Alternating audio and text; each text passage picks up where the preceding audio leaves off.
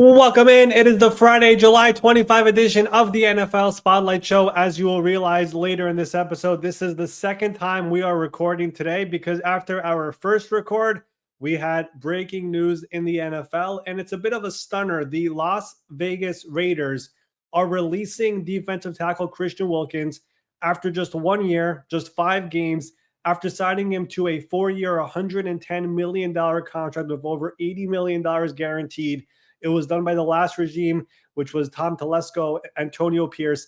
He is being released over here during training camp. He has been on the physically unable to perform list. And recently, the new head coach, Pete Carroll, said it's been a very difficult process over here, recovering from a Jones fracture, which he suffered last year during the season, ended his season in October. And essentially, the Raiders are releasing him and they're taking away all of his guaranteed money, which is remaining on the contract. It is a lot of money, north of $35 million per year. They're taking away all of it. And essentially, the argument the Raiders are making is the way that he has been recovering from this foot injury, something must have happened away from the facility. And if you read the finer details inside of a contract, there are a number of ways to avoid a contract. The Raiders believe that he has done that with the way he has recovered. Wilkins and his camp believes that is not true. They've already filed a grievance, and this is going to eventually go to an arbitrator, and it's going to be pretty messy, and it's going to go crazy. It's going to be a very, very big deal. But he has not been recovering well from that injury. Clearly, they put him on the PUP list before training camp started. He's been on and off with a walking boot all off season long. And essentially, they are now releasing him from the team. He's going to become a free agent. His career in Las Vegas is over after 1 season and 5 games. And now he becomes a free agent. We'll see which teams will be interested. We'll see where he is physically, when he'll be ready. Like I said, when Pete Carroll spoke about this situation, he basically said the following. It was just a couple of days ago. The quote that he said is that he's not ready to get back out on the field. We're in the midst of a long and very challenging process. So fortunately for us, there's a lot of time and we're going to take every bit of it. And it wasn't really that much. A few days later, he is being released. And this is something that could definitely get ugly between the two sides. Like I said, an arbitrator will figure this out about where the guaranteed money goes, who actually gets the money. But as of right now, the Raiders are releasing him. They only had him from 1 year. They paid him for 1 year of base salary and his signing bonus. And essentially the rest of his money, the Raiders are going to be holding right now because they believe he breached the contract with the way he recovered from this injury. A lot more is going to come out in the next couple of days. But this is some major news around the NFL for a player who was one of the biggest free agents last year in free agency. Christian Wilkins is done. And now here is the rest of the episode for today's show.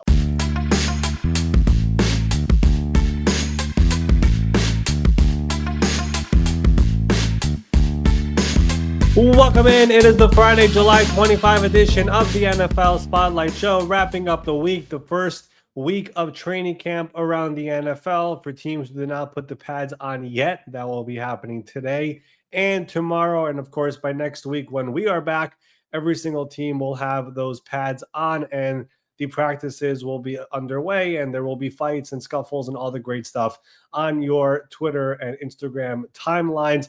As for today around the NFL, as we all know, there's position battles, quarterback, running back, receiver. There's fantasy implications for people who do that. We're going to go through some of the main ones here on the show. Let me bring in my good friend Ben Allen. Ben, what is going on? It is great to see you as always. Yeah, Ari, great to see you. I'm excited to hear some of these battles that you've got because I think a lot of people, they cling to the quarterbacks. You know, we know about the Cleveland Browns. They've got 4 guys going out there that are potentially going to be battling.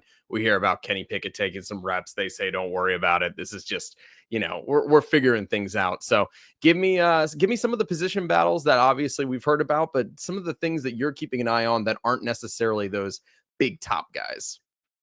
We'll go position by position. And of course, we did our top 10 storylines on yesterday's show. So the quarterbacks might be a bit repetitive. So I'll go quickly through all of them. Obviously, we know the Colts, Anthony Richardson, Daniel Jones, Saints, Tyler Shuck, Spencer Rattler. Giants, I know they said Russell Wilson is the guy, but I want to see it to believe it by week 1. So that's Russell Wilson, Jackson Dart, and even Jameis Winston. Then, of course, we have the Browns with Joe Flacco, Kenny Pickett. Dillon, Gabriel, and Shedeur Sanders. So those are all the starting competitions around the NFL. Like I said yesterday, the ones to watch over here is the timeline with all of this, because head coaches, they want to know who's going to be the guy under center. So the other 10 guys on offense get used to it. You got to build that rhythm with the quarterback. So when are those going to be announced? Will it be after 1 week of preseason, 2 weeks of preseason, or will some of these teams actually go till all 3 preseason games are done? That will be one to watch when it comes to the quarterbacks. I also want to mention a backup quarterback competition around the NFL. I don't think it's as big of a competition because they gave him pretty good money this offseason, but we all know the injury history of Tua Tagovailoa in Miami. They signed Zach Wilson to be the backup. They gave him nice money, but they also drafted Quinn Ewers in the 7th round. I would imagine it's Zach Wilson's job, but let's keep an eye on that one because rookies have surprised us in the past in the NFL. And just knowing the injury history there and the fact that, there's been years over here, 2 of the last 3 years where Tua has had to miss some time. Let's keep an eye on that backup position there in Miami to see who actually wins it. I love it, Ari. Yeah, we'll definitely be covering all the quarterbacks because that's the big sexy one that we'll see during these training camps. But running back, that's always a fun one too. We always have this injection of youth with the draft. You see these guys come out, maybe guys you're not as familiar with that go in the 5th round, but then they start shocking during these preseason games. And all of a sudden it's, holy, who is this guy? He should be getting more first team snaps. He should be the one that's the lead back. So which are some of those matchups that you're going to be keeping an eye on? Yeah, I think there's a bunch of them around the NFL. And of course, we've seen this movement over the years of the running back by committee around the NFL. But some of these teams, I have no idea what to expect and who's going to be the lead guy, who's going to get the ball more than the other one. And we'll start in Dallas, where the last couple of years they've been trying to figure out the running back room. Rico Dowdle had a good year last year when he finally got the chance, but he is now in Carolina. Who's going to be the starting running back there with Dak Prescott, with George Pickens and CeeDee Lamb, and of course that offensive line? They signed Javonte Williams from Denver this offseason. They brought in Miles Sanders, who was released by Carolina. Then they drafted one of my favorite sleepers in the draft, Jadon Blue, out of the University of Texas, somebody who has incredible speed, had some issues with fumbling, maybe could become a 3rd down back. They still have Deuce Vaughn on the roster as well. Who's going to be the guy who actually ends up becoming the guy for this team? Do they just go back to the running back by committee, which I think is a likely outcome over here, but who is going to be the guy week 1 taking the first handoff in Dallas? That is one to watch. And really, for a team like them, having the running game going to open up the passing game is pretty important for Brian Schottenheimer. So you want to be able to find the guy who is able to do that. Denver is a very interesting one as well, because Sean Payton, really as soon as the season ended, was talking about finding a joker in the offense and finding a better running game. Javonte Williams, who is now in Dallas, that was not good enough for him last year, and we thought they might draft one in the 1st round, whether it was maybe Travion Henderson, maybe Omarion Hampton. They did not do that. They went defense with Jahdae Barron. They took a running back in the 2nd round with RJ Harvey, but then about a month later, they also signed J.K. Dobbins in free agency. So is that going to be a committee approach? Is it going to be J.K. Dobbins was pretty good last year when healthy? He's going to be the guy. We're not fully confident in RJ Harvey yet. Who's going to win that competition over here during training camp is very important. And the running game, again, for a young quarterback in Bo Nix, who was amazing last year as a rookie, has great pieces around him. The offensive line is one of the very best in the NFL. Could the running game open up over here this season and take the offense to the next level? And who will be that guy? Pretty big question there in Denver. How about in Jacksonville with the new offensive coordinator, Grant Udinski, who was on the show this week, new head coach, and Liam Cohen? Who's going to be the guy there? Travis Etienne, former 1st-round pick, had a brutal year last season, just not to his standard there with Doug Peterson, which was his final year as head coach. We saw Tank Bigsby taking on a bigger role and taking away some snaps from Travis Etienne over here last season. Will that continue, or is it a fresh start moving forward for Etienne and he's able to get his footing back? Keep in mind, he's about to go into a contract year in Jacksonville. They also used a draft pick on Bayashul Tutin in the draft. So that is one of their guys who they drafted when it comes to Liam Cohen and their new GM, James Gladstone. Is he somebody who can maybe sneak in and get some reps on offense. We will see there in Jacksonville. The last one, this is a veteran team in Pittsburgh with Aaron Rodgers and DK Metcalf and all those guys. The running back room, Najee Harris, 4 straight years, 1,000 plus yards. He's gone. He's with the Chargers right now, recovering from that fireworks incident, but he's no longer in Pittsburgh. Who's going to be the starting running back there? They have Jalen Warren, who was a pretty good player there with Najee Harris, and at moments looked better than Najee Harris. And then you have the rookie who they drafted out of Iowa and Caleb Johnson, who I thought might go even higher than where he did in the draft. He ends up sliding to Pittsburgh there in day 2.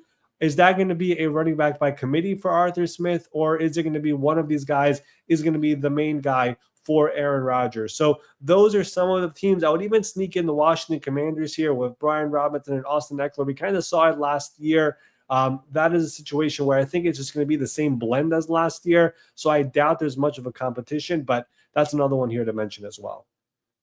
Jadon Blue is definitely somebody that I am going to be leaning on in my fantasy league. I'm very, very weak at running back in my dynasty league, so I'm taking a big swing at him. I traded back into our draft for first-year players, hoping I could get a little bit of a spark there because it's slim pickings right now at the running back group. And like you said, I think for a lot of these guys, it's just going to be really how much we see them on the field because they're probably going to get a shot. Like even with Washington, like Chris Rodriguez is probably going to get some snaps there in the backfield, but he's not considered one of the guys that is fighting for that lead back position. So wide receiver is a little bit of the same because obviously you've got your X and your Y, but your Z is going to be changing up sometimes. And you've got, guys are arguing over who's going to be the slot guy. So which of those battles are going to be the ones that you're taking the closest attention to during the preseason and with training camp?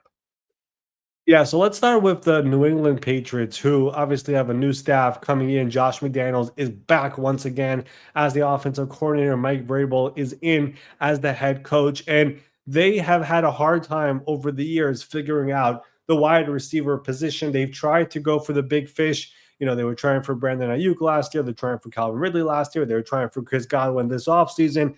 Eventually, they finally find Stephon Diggs. It got rocky at one point, but he is there. He did not start training camp on PUP, which is great news for the team. And he's out there officially recovered from the ACL injury from last year. But who's the guys after Stephon Diggs? They drafted Kyle Williams in the 3rd round out of Washington State. He is a player who I thought would go in the 2nd round. There was some late 1st round buzz at one point during the draft process for him. And of course, he ends up sliding all the way there in the 3rd round. So far, early in training camp, he's been making some highlight plays there for the New England Patriots. Then you have Demario Douglas, Pop Douglas. You have Matt Collins, who they signed this offseason, who has some familiarity there with Josh McDaniels. You have Jalen Polk, their pick from last year, who did not have a great rookie year. There's all these guys on the team, and it's like, who's going to be the ones who steps up for that team over here moving forward, going into the season for Drake May? That is going to be a competition over here throughout training camp to find who are the guys who are going to be on the field. They have a pretty good tight end room, which they're going to be using both of them on the field at the same time at times. That is Hunter Henry and Austin Hooper. So they could be doing that. They have some good running backs. They dropped Javon Henderson. So they could play around with the formation if they don't love some of these receivers that have on the team. But you hope that somebody's able to step up over here when it comes to that roster. After that, there's a team over here that obviously they traded. We're talking about the San Francisco 49ers. They traded away Deebo Samuel. You have Brandon Ayuk over here, who's still recovering from his ACL injury. He's starting training camp on the PUP list. Then you have Jawan Jennings, who reported to training camp, but he wants more money, but he never officially requested a trade, according to Kyle Shanahan. But what is the situation now with the rest of the group over there as that entire thing unfolds? We have Ricky Pearsall going into year 2. And after that, it's truly a bunch of guys who you have no idea who will step up. I think Kyle Shanahan has a pretty good eye for receivers, but you look at this team, there's Junior Burgeon and Russell Gage and Jacob Cowing. Like, who's going to be the guys who steps up for this team? And will they maybe sign a player over here in free agency? That is really the main point I'm trying to make over here. Keep an eye on the free agent market with the San Francisco 49ers if they are not satisfied with those receivers on the team. So those are 2 of the main ones that I'm keeping an eye on over here when it comes to the receivers around the NFL. All right, Ari, let's move on to the guys who are catching the passes and blocking. Tight ends. Which ones you got your eye on?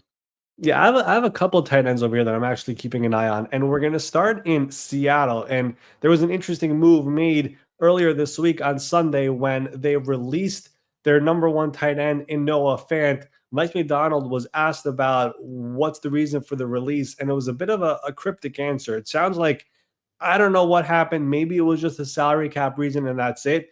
But that is not the way the Seahawks have historically worked. If they have a big contract they want to move on from, they've actually done right by the player and released him early. So I don't know what happened there. He's no longer there. He's a free agent. He's visiting the Bengals. He has a visit coming up, potentially with another team, the Saints. So there's things over here moving around here in the NFL, but their tight ends now is Elijah Arroyo, the second round pick that they used in the draft, or day two pick that they used in the draft. Then you have a second year player in AJ Barner, who they're actually pretty high on. But the move of moving on from Noah Fant was curious to me. Let's just say it like that. And Arroyo has had injuries over the course of his career. If he did not have those injuries, I think he would have went higher in the draft. So those two guys are going to be battling it out over here in this offense as they get ready for this new offense with Clint Kubiak, the new offensive coordinator. But I found the move of moving on from Noah Fant to be very, very interesting to me. If they were going to release him, I thought it would have happened back in March. Doing it now, right before training camp, that was interesting. And we'll see how these two guys do now having an elevated role and who actually gets the tight end one position in Seattle. The other tight end battle that I have over here, I don't really know if it's going to be a battle because I think Ben Johnson will be using both of them on the field a lot. But Colston Loveland and Cole Kmet in Chicago, using that number 10 overall pick on a tight end when you already have Cole Kmet. Loveland could be used in many different ways. He's not just an inline player. So they're going to move him around the formation, but I found that to be very interesting. And does Loveland becoming a tight end in the NFL as a rookie, it's not the easiest thing in the world. I mean, I know Brock Bowers made it look easy. That's a difficult position to transition to when you're going from college to the NFL, especially if you're going to be used as an inline guy and blocking and stuff to that nature. So we'll see how Colston Loveland will be used. He is still recovering from the injury that he had in college. It looks like he's getting better and should be back on the field very, very soon. But both those guys in Chicago, and who actually takes the reins, is Colston Loveland actually ready to have the full workload? That is one to watch for sure over here at the tight end position. And obviously Cole Kmet, somebody that they've had a lot of faith in over the past few years. And you don't take Loveland lightly with that 10th pick. I think a lot of people had pegged them as Tyler Warren if they were going to go with any of the tight ends. So with that in mind, is there a chance that you could see a team that is maybe tight end needy reaching out to the Chicago Bears and saying, hey, you got two guys you like. We like Cole Kmet. Would you be willing to dish him? I don't think that's going to happen. I think the Bears really want to go into this year with as many weapons as possible. I guess never say never. There's always that. I'm not saying Cole Kmet is getting traded, but I'm just saying full picture when it comes to the NFL. There's always one or two of those trades that are just player for player that happen this time of year. So that element of it around the NFL, just in general, is one to watch. But I think Ben Johnson, the player that they've added to this team to get Caleb Williams to have the best chance to have success, I think they want to have the entire arsenal going into this year. And I think they have a plan of how to use Loveland and Kmet on the field at the same time. I know officially they both have the same position as tight end, but I think they could be used in different ways. I mean, we just mentioned Noah Fant a second ago.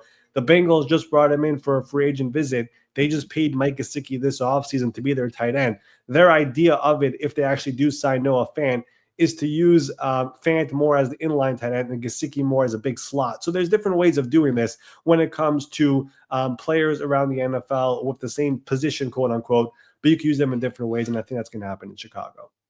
Chicago Bears beefing up all over the team on offense, trying to make no excuses for Caleb Williams not to find success in that second season. One of the things they did a lot of was building up that offensive line, something I think a lot of teams wish they could be able to do during the offseason, as well as Chicago seemingly did. So with those teams that have guys that are incumbents, they've brought in rookies, there's going to be a lot of offensive battle lines, I imagine, around the NFL. So one of those teams, I'm going to guess here, are the Kansas City Chiefs one of the teams that we should be keeping an eye on for offensive battles on the offensive line?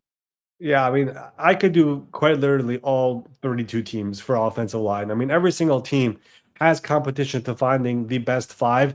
I'm going to stick to 5 or 6 over here, and I will start with the Kansas City Chiefs. Like you said, Ben, we saw them in the Super Bowl get just destroyed by the Eagles. I mean, most teams do when it comes to that defensive line, but they had to address it this offseason, and they did. Obviously, we saw the moves. Joe Tooney is gone, even though they wanted to keep him. They paid Trey Smith.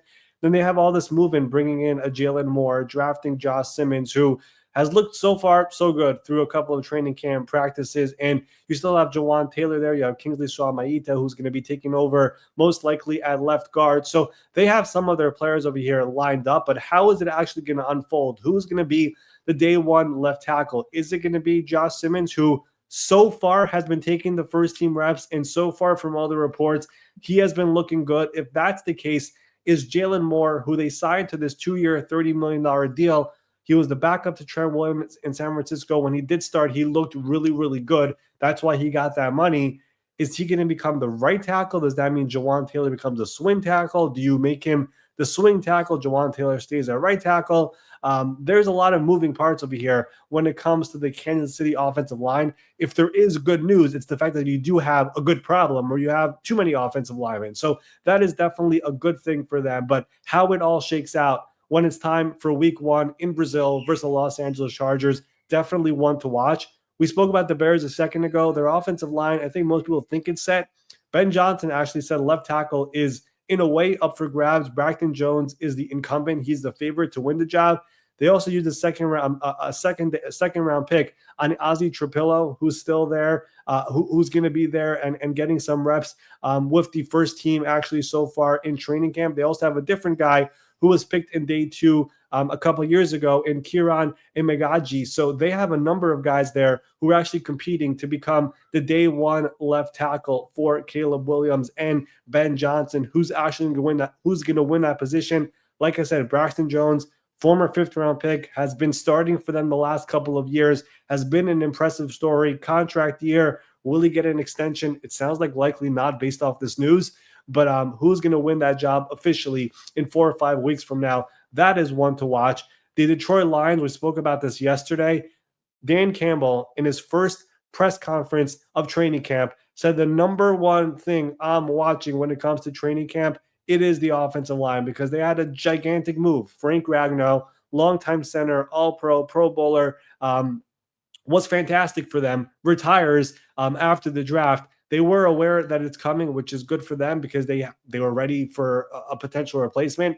And they drafted Tate Ratledge out of Georgia in the 2nd round. Then you have Graham Glasgow, who has been there primarily at guard, who could also play center. So who's going to win that position? How is it all going to unfold over here? If Graham Glasgow is the center, does that mean Tate Ratledge is at guard? You have Mahogany as well. Those are all moving parts over here on the Detroit offensive line. Jared Goff spoke to reporters yesterday. He basically said, whoever it is, I'll be fine. If it's Graham, I've been used to it. He's been on the offensive line in the past.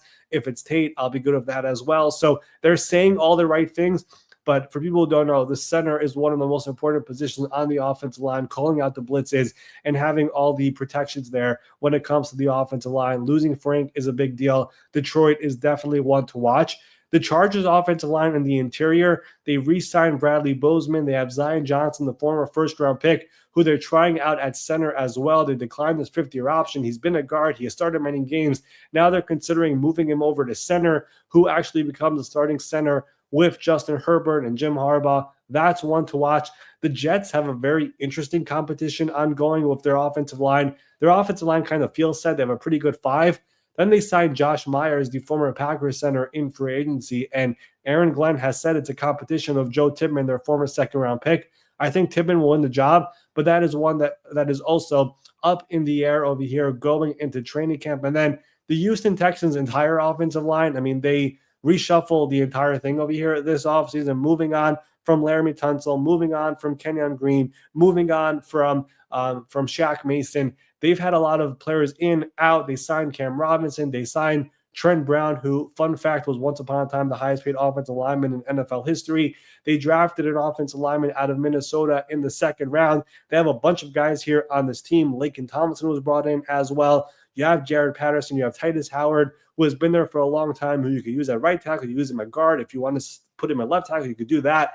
There's a lot of moving parts in front of in front of CJ Stroud. They have this guy, Jake Andrews, who has started games in the past in New England, who their current offensive line coach was with him in New England. So a bunch of names. Juice Scruggs, their former second round picks, is there. I mean, they're just a bunch of guys. And like, who are going to be the top 5 guys over here for CJ Stroud going into this year? For Nick Haley, the new offensive coordinator, I mean, the offensive line last year was an abomination. There were times where CJ Stroud literally had no time to read the defense and get ready to throw the ball. It was really, really bad. And there's been reports out there. The overall culture in the offensive line room was not good. They had to reset the entire thing, and they did that. But now it's about who's going to be the actual starting 5. I have no idea who is going to be left to right. Like, it's truly all up in the air right now. And we're going to see in training camp over here how it all unfolds before they get ready for their week 1 game. Do you think there's any matchups that have been kind of discussed in the public sphere that you think are maybe being overblown, where you feel like there is more of a clear-cut, solution to it? Like, we keep hearing the Cleveland Browns, they have 4 quarterbacks. Which one's it going to be? Like, do you imagine there are some situations like that you've heard they're like, dude, it's going to be this guy? I mean, the Browns one is a good example where I have a hard time believing the rookies are actually going to win this thing. I think it's going to be Picket or Flacco. Whichever one wins it, they're going to have it. It's a 3rd round pick and a 5th round pick. It's beyond rare for those guys to actually get the week 1 starting jobs. It's happened before. Russell Wilson was a week 1 starting quarterback as a 3rd round pick. Like, it's happened, but it's pretty rare. Dak Prescott sort of got it as a 4th round pick. Tony Romo was injured again. It just doesn't happen much around the NFL. So these guys have to be beyond impressive. And as you know, Ben, there are so many reps to go around. Eventually, it's not enough. So how are you going to get, when you already have 2 veterans who are vying for the starting job, get number 1 snaps for these 2 rookies as well? So I think that one in particular, this is just a prediction, but I think we're going to get an answer to that one sooner than later. I don't think they're going to drag this one out till after the 3rd preseason game, unless one of the rookies is like completely outperforming the other ones. Like, let's just keep on seeing this go. If the veterans are battling it out, I think they're going to announce somebody and move forward, get ready for the season. And the bigger question in Cleveland to me, Ben, is are they going to keep 4 quarterbacks in the initial 53? Which they claim they are, or they can. They claim they're comfortable doing it. That's fine. You can say that. But as we know, going from 90 to 53, it sounds like, yeah, pick the best. Like, that's a hard thing to do. Like, these GMs have a hard time figuring out who to take over here. There's still 16 practice squad spots, but every player you release must go on the waiver wire. So there's an outside shot that one of these guys end up getting claims. Like, there's a lot of moving parts when it comes to all of this. And we'll see what ends up happening in Cleveland for sure. The Browns one is interesting too. I've got their schedule in front of me. Their first 6 games, a lot of times we get a gauge very early on where the teams are going to head, and we talk about, changes at quarterback often happening there a little bit before the bye week. Their first 6 games: Bengals, Ravens, Packers, Lions, Vikings, Steelers. All of those teams above 500 last year, all games that are going to be brutal. I mean, you don't look at those and immediately go, oh yeah, there's a win there. No. If there's one prediction I feel comfortable making, and again, I'm not a big prediction person, but we're gonna see the rookies starting at some point this year. It's just gonna, like, it's too much of a gauntlet. I don't see them. Like, there are good players on that team, quarterback besides that as of right now, but like, it's gonna be hard to win those games. Like, it's, as you said, you can't just say, yeah, that's gonna be a W. I mean, it's any given Sunday in football, we know that, but if they're starting the year 2-4, 1-5, or whatever it is, like, there's gonna be calls to, let's see what Dillon Gabriel is. Let's see what Shedeur Sanders is if they're still on the roster. And as we both know, and people should not forget, they have 2 first-round picks next year, and that's a pretty big deal. So you want to figure out what you have on the roster now before you get to the offseason and draft season. Well, and it seems like in the upcoming drafts, too, it's going to be a little competitive. I know there's been stories and rumors out there that the Rams are already targeting a certain quarterback whose last name is Manning. So, hey, I think I asked you that after the draft. One of my wild questions was, who will the Browns select in the 2026 NFL draft? So I don't think they're married to any 4 of those guys, or any of the 4 guys. It's too early. I don't know. Listen, there's a lot of rumors, and as we all know, the NFL world, it's very chatty. A lot of people love talking, but I'm not even convinced, Ben, that Arch Manning is coming out after this year. If we know the Manning family, said he wasn't, right? At one point, he said, I want to do my 4 years.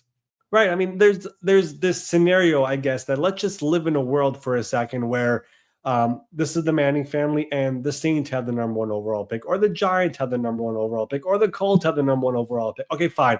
I could see that being a family discussion, right? I mean, all 3 of those teams are a possibility, by the way. Like, let's be real for a second. So I guess that could become a question within the family. Like once upon a time, Peyton Manning years ago had a chance to go into the draft, be the number 1 overall pick, and he said no. And the Jets were the team on the clock that year.